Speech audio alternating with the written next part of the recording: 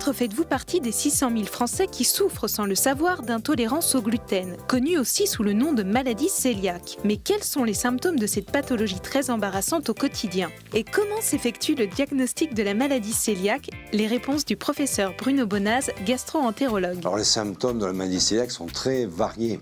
Vous avez notamment, pour ce qui nous concerne, nous les gastro-entérologues, les troubles digestifs, c'est-à-dire que les patients se plaignent de douleurs abdominales, de ballonnements, ils peuvent avoir de la diarrhée ou de la constipation. On peut voir un diabète, on peut voir des maladies de la thyroïde, des maladies de la peau, une ostéoporose.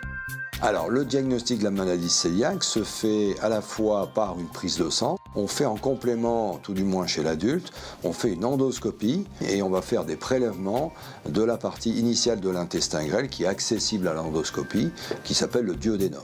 Récemment diagnostiqué d'un trouble lié au gluten? Alors rendez-vous sur char.fr à la rubrique Désormais sans gluten où vous retrouverez plein de conseils.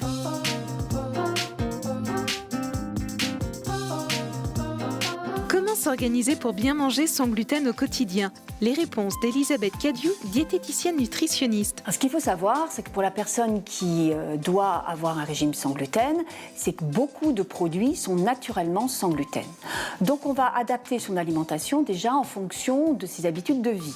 Le petit déjeuner, par exemple, elle peut prendre du pain aux céréales sans gluten, avec du beurre ou de la confiture. Elle peut prendre aussi un muesli avec du lait. Elle peut compléter avec un fruit. Son déjeuner, en fonction de ses possibilités, du temps qu'elle aura pour déjeuner, elle peut manger une entrée, une viande avec des pâtes sans gluten. L'après-midi, elle peut prendre une barre aux céréales sans gluten, elle peut prendre un fruit. Et enfin, le dîner, on conseille pour les personnes avec gluten ou sans gluten un dîner plutôt léger en matière grasse cuite, parce que ça permet d'avoir un meilleur sommeil. Actuellement, pour une personne qui doit suivre un régime sans gluten, tous les produits avec gluten, avec lesquels on faisait la cuisine précédemment, existent sans gluten. Donc en effet, c'est beaucoup plus facile pour ces personnes-là.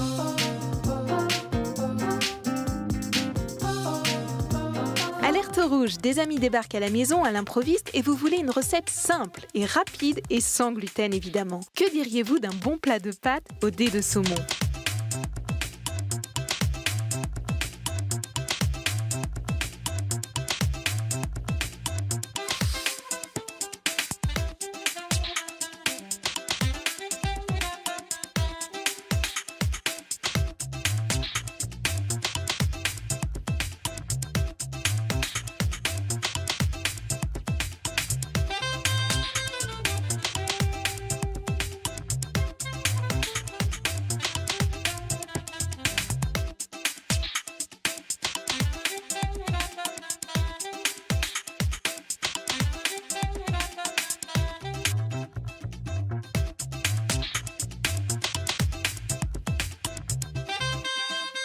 Bon appétit!